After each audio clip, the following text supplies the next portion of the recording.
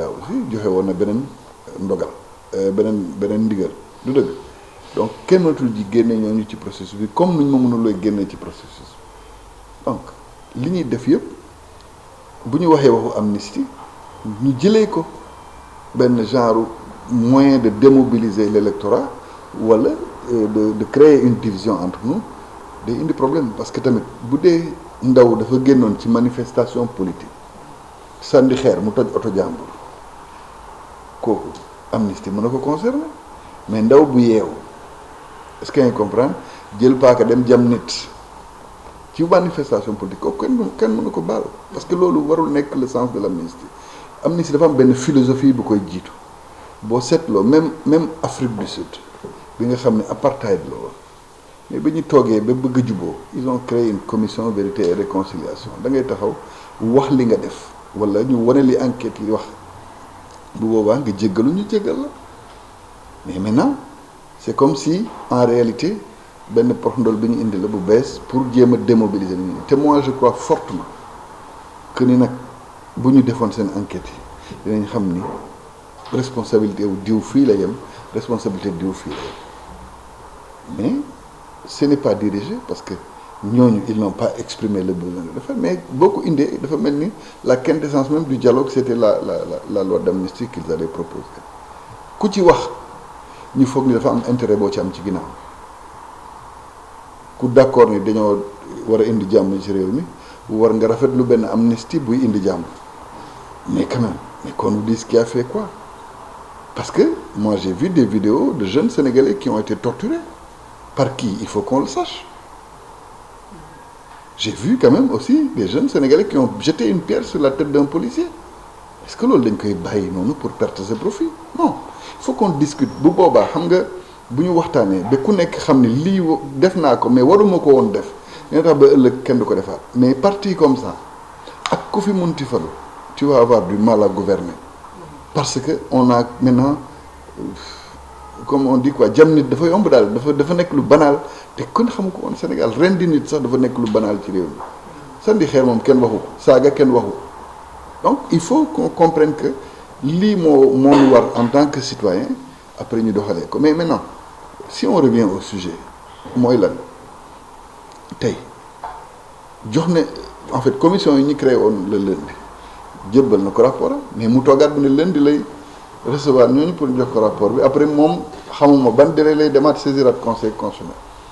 donc on met tous le conseil constitutionnel devant parce que ñun gëm nañ ni ñoom ñooy sàmm constitution réew mi décision bu mu munti jël c'est historique parce que tout ñëpp ñu jàng tuuti droit xam nañ ni Sénégal le 3 avril dina am ku koy jiite naka lañ koy tànnee puisque c'est une situation inédite mais on sait qu'il y aura un président léegi nag parce qu'on peut pas laisser on va dire bon on n'a pas tenu les élections à temps voilà on laisse le pays sans président mënul nekk ki fi nekk bu ñu ko waxee toogal mënu ci dara day toog mais xëy na loolu lay wut te waruñ ko may donc lui aussi il en profite mu profiter ci situation yi mel ni pour guddal jël te à la kulli day dem donc moom moo waroon tënku ci li ko conseil constitutionnel beneen bi nag mooy je pense fortement que puisque on est dans une semaine décisive puisqu'il reçoit son rapport lundi te que conseil moo ko ne woon mu def li moom gën a gaaw yaakaar naa bu ko bés bu conseil constitutionnel jotee rapport am duñ toog ñaari fan te décidé wul bu boobaa bu décidé ñu xam tamit fu ñu jëm mais moi je crois fortement au fondement de la démocratie de notre pays et de l'état de droit maintenant nag les institutions fortes ñoom ñooy protéger réew tey jii c'est le conseil constitutionnel qui protège le Sénégal parce que ñun ñëpp suñu yaakaar foofu la nekk ñun ñi manifester dañuy naan way le 2 mais le 2 ñu ngi yaakaar conseil constitutionnel amaat doole pour wax ni le 2 lay dekk ñun ñëpp heure bi on sait que nos institutions se sont ébranlées parce que ku nekk dafa forcer plus de droits qu'il en avait du njiitu réew mi du assemblée nationale parce que ñoom ñoo ñu indil lii non moi je ne dis pas que c'est un politique parce que plainte yàgg na fi ci processus électoral bu ngeen toogee 2019 di ngeen xam ni y avait des candidats qui avaient été recalés du dëgg ils ont contesté terewul ñu dem élection bii on te dit qu'on soupçonne d'accord déggoo fi ba léegi benn enquête buñ ci def parce que même si tu as créé une commission d'enquête bi nga ne suul nga ko n'est-ce pas nga yeewu nga ne léegi boo gisee nga suul ko y a une plainte waaw mais ki plainte ne dañ ko diffamer xanaa ñi ko diffamer sax dinañ leen woo mais déggu leen benn acte de procédure bi ñu ci posé donc tout le monde sait que tappale la woon c'est pas sérieux maintenant qu'est-ce que vous faites des 4 jeunes que nous avons perdus pour ça nous en avons perdu 4 en une semaine et si il n'y avait pas cette décision du Conseil constitutionnel, on allait encore en perdre plus que ça, comme on en avait perdu en mars 2021, comme on en avait perdu en juin 2023. Mais est-ce que notre pays doit continuer comme ça? Non. Donc moi, je voudrais vraiment que le Conseil se décide vite, ñu xam ci lan la ñuy tënku ñu dem ci parce que ñeneen ñi pexe bu ñu munti lalit dinañ ko jéem. Ils savent qu'il y a parfois des intérêts contradictoires. Qu'est-ce qu'un intérêt contradictoire? Peut-être qu'il y a des candidats qui espèrent à nouveau être candidats à l'élection. Donc ñooñu ils vont tout faire pour que dans le débat public ñu gëmloo nit ñi ni même après le 2 il faut reprendre le processus. Pourquoi? Est-ce que vous serez d'accord pour nous reprendre le processus? Au nom de quoi? Parce que le ministre de l'Intérieur fan yii dégg ngeen kàddu yi nga xam ne jot na ko wax moom tamit. Le ministre de l'Intérieur a quelle qualité pour en parler? Moi je veux savoir parce qu'il est ministre. Je veux savoir parce que nous tous nous savons aussi que nit bu ne tamit bon bu dee avocat là aussi na ko wax puis c'est ça en sa qualité d'avocat il donne une parole d'expert mais sa parole n'a pas de force de loi la parole qui a aujourd'hui une force de loi elle est écrite c'est la parole du Conseil constitutionnel c'est le Conseil qui a dit xam nga ñoom ñu ngi la daan naan sax à partir du 25 dafa mel ni élection amatu waaw mais le Conseil a décidé pourtant quand il y a eu le retrait de Rose Wardini le Conseil a décidé à nouveau sur un processus qui ne pouvait plus avoir lieu le 25 donc ku nekk day raconter lu ko neex parce que jiixi jaaxa boobu la ñuy jouer pour que ñu utaat yeneen pexe en se disant peut-être qu'il y aura une mobilisation de militants de Jean de Paul ou de Pierre buy tax ba finalement eux ils peuvent s'en sortir le seul objectif qu'ils ont c'est pas des élections inclusives c'est de ne pas faire d'élection même 2 juin bi ñuy wax mais en réalité si on va au 2 juin le président de la République ne part pas le 2 juin parce que bu boobaa bu dee bés boobu mooy bésu élection kay di nga xaar ba résultat am voilà bu waree am 2e tour ñu demaat donc au moins il faut encore compter comme tout scrutin entre si ça devait se faire le 25 février il allait quitter le 2 avril donc il faut compter 1 mois et demi avant qu'il ne quitte donc on ne sait pas maintenant s'il y a ce flou là après on va t'invoquer peut-être l'hivernage on peut avoir une situation comme en Guinée où ils ont voté pour le premier tour après ñu toog di xaar kenn xamul imagine que je fais pas de politique fiction mais qu'on dise que oui diw mi de jàll na 2e tour mais on va pas permettre qu'il aille au scrutin on ne sait jamais et tout ça ce sera possible si les Sénégalais ne sont pas mobilisés et solidaires c'est pourquoi ak nu mu munti demee le dernier mot revient aux Sénégalais et c'est à lui qu'il faut parler aux jeunes Sénégalais parce que ñoom ñooy suñu doole réew et c'est eux qui sont les victimes de toutes les politiques publiques qui font que amuñu solution ci seen avenir victimes de toutes les mobilisations yi tax ba bu ñuy gaañ ñoom la ñuy gaañ bi ñuy tëj ñoom la ñuy tëj fondamental donc il faut que ñoom ñu comprendre ni enjeu bi mooy tey ñu fexe mobiliser wu pour que le scrutin ait lieu et tous les courants politiques du Sénégal sont représentés dans ces 19 candidatures man su ma nekkul woon candidat ça allait être la même position que j'allais défendre parce que là c'est la démocratie que nous défendons c'est l'état de droit que nous défendons. Maintenant président yow vous avez fréquenté le président Macky Sall fan yii yëpp ñu ngi tàggoo de avec damay dem est-ce que yaakaar nga ni comme que moom ndax ñu tàmm rek ñu tàmmal woon waxee est-ce que yaakaar nga ni. non demul c'est évident que demul. foo teg na demul. mais parce qu'il faut un président le 3 moi je suis juriste as néew gi ma ci xam la seule possibilité qu'il a de partir c'est peut-être de démissionner le 1er ou le 30. Sinon, s'il ne démissionne pas, il continue à être président. Il faut qu'on soit lucide. Je m'en complais pas. Madame Nehouma qu'il soit là le 3, parce que son mandat s'arrête le 2. Mais s'il ne démissionne pas, il continue à exercer les fonctions de président de la République. Maintenant, le problème, c'est la conséquence. Parce que c'est une période d'exception. Il n'a plus les pleins pouvoirs. Est-ce qu'il y a un comprendre li ma lay wax militaire boo ko tegoon sa buntu camp ne ko yow yaay garde relève bi 6 heures la bu relève bi ñëwul 6 heures day xaar n'est-ce pas dina xaar ba relève bi ñëw après buy kaas mu dem kaas yi mais du ñeme bàyyi poste bu ñu ko dénk muy dem feneen même bu dee dafa léegi nag militaire bi ñuy wax relève mooy heure boobu xam nañ doole jeex na parce que tamit bu ñu la tegee ci garde dafa am benn période booy am doole pour mun nekk vigilant et tout après beneen période puisque nit nga tamit même bu dee dañ la entraîné pour ça mais dina am lu bëri lu wàññeeku ci yow. Et en réalité les pouvoirs du président de la République le 3 c'est la grande question c'est la très grande question parce que bu doon le président de l'Assemblée nationale moo ñëwoon suite à la démission du président avant le 2 mais ses pouvoirs sont limités par la Constitution n'est-ce pas donc aujourd'hui on va être dans une situation où on ne sait pas comment va s'exercer le pouvoir au Sénégal on ne sait même pas si la Guinée-Bissau ou la Gambie ñaanuma ko yàlla quoi si on nous attaquait si on a les moyens de déclarer l'état de guerre yooyu c'est des situations ba dañuy fooyee quoi c'est-à-dire on est en démocratie c'est vrai on veut rester au pouvoir mais on oublie la sécurité du Sénégal la sécurité du Sénégal c'est ça aujourd'hui c'est que le président qui doit être là doit continuer à avoir les pleins pouvoirs pour décider de la sécurité du pays de la vie du pays mais normalement si on réduit tes pouvoirs à l'expédition des affaires courantes où est-ce qu'on va est-ce que le 3 avril ou le 4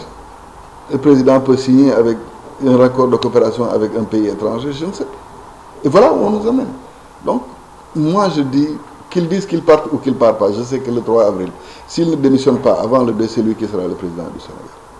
Et le conseil constitutionnel ne pourra rien faire? Et le conseil va l'obliger à l'être justement. C'est pas autre chose.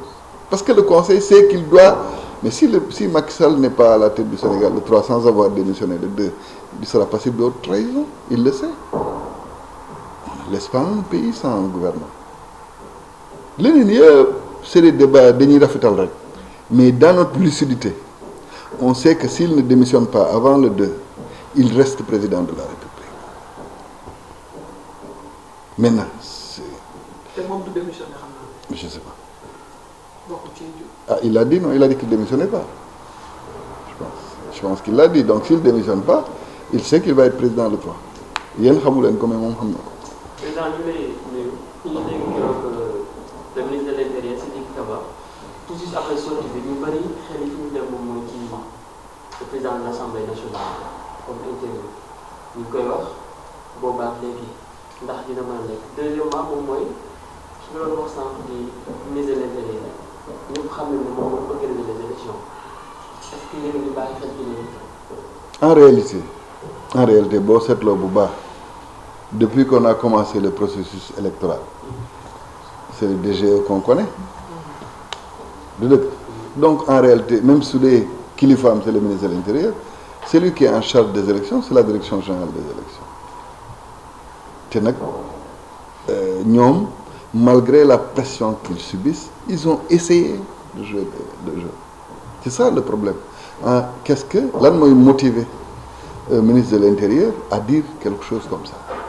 si ce n'est pas politique c'est un militant de l'APR non donc aujourd'hui li ko intéressé mooy le plan de l'APR continue et donc mel ni da ngay tiital Sénégalais yi quoi waaw ben bu ngeen ko kiiwul d'abord président assemblée nationale moo fi nekk mel ni kooku du nit quoi mel ni il n'a pas une envergure pour diriger ce pays pendant 60 jours ou 90 jours pourquoi pas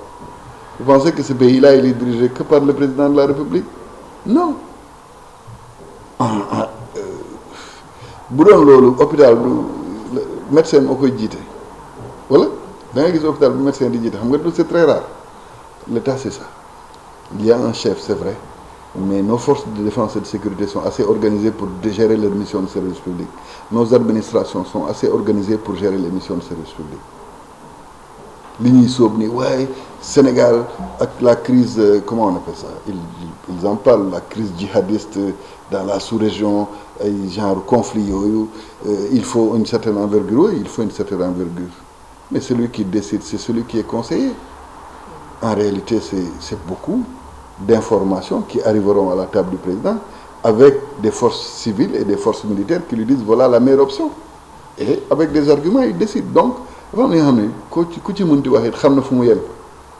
réew mi dafa am ñi nga xam ne ñoom ñoo ko yor en matière de sécurité, en matière de délivrance de la mission de service public.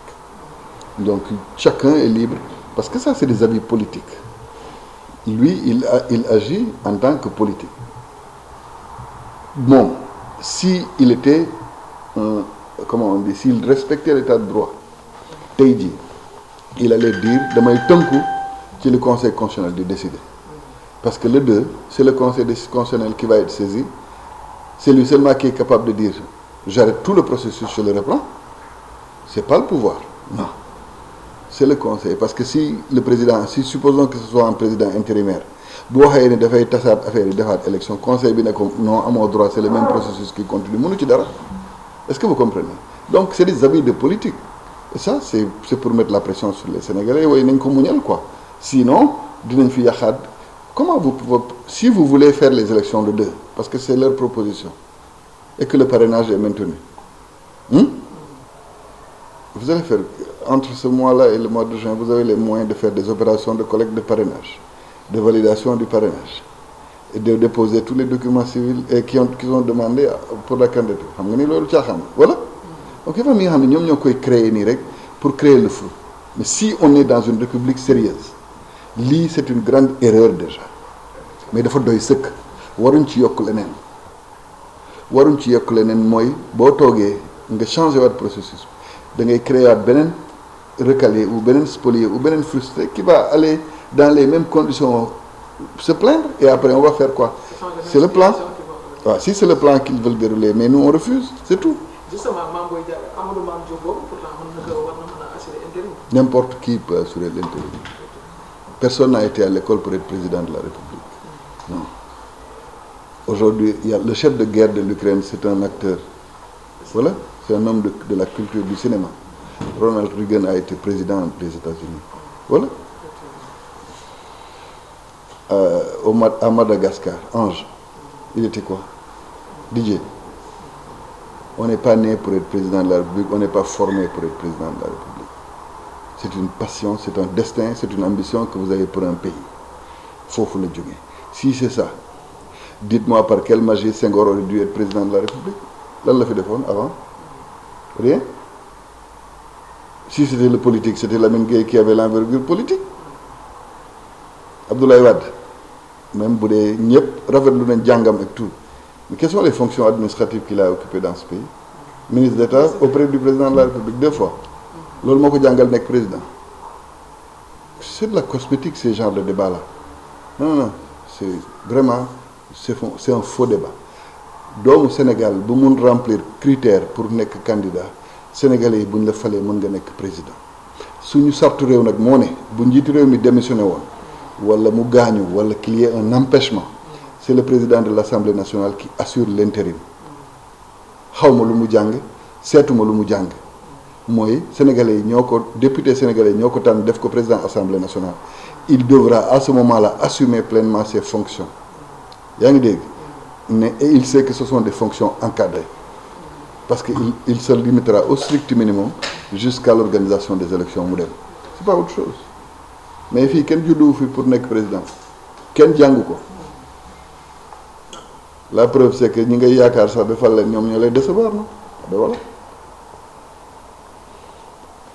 Merci président.